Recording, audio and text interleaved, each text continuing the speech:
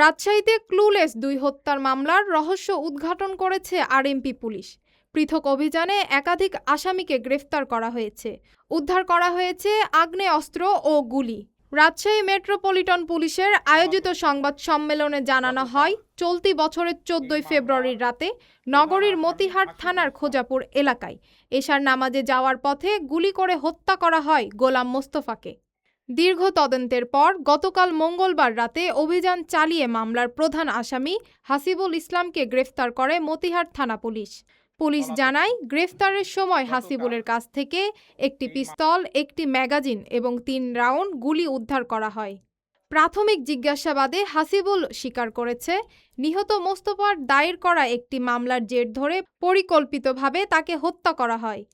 অন্যদিকে গত ২ মে দামকুড়া থানা এলাকার অটোচালক মামুনুর রশিদ হত্যাকাণ্ডের ঘটনাতেও রহস্য উদ্ঘাটনের দাবি করেছে পুলিশ। এই ঘটনায় এখন পর্যন্ত ৮ জন আসামিকে গ্রেফতার করা হয়েছে। পুলিশের ভাষ্য, অটো চুরির উদ্দেশ্যে চালক মামুনুর রশিদকে হত্যা করা হয়। গ্রেফতারকৃতদের বিরুদ্ধে আইনগত ব্যবস্থা গ্রহণ করে আদালতে প্রেরণ করা হয়েছে। সংবাদ সম্মেলনে আরএমপির উপপুলিশ কমিশনার গাজীউর রহমান বলেন, রাজশাহীকে শান্তির নগরী হিসেবে ধরে রাখতে পুলিশ সদস্যরা সার্বক্ষণিক কাজ করে যাচ্ছে। এছাড়াও নগরীতে কিশোর গ্যাংয়ের সদস্যদের তালিকা প্রস্তুত করা হয়েছে।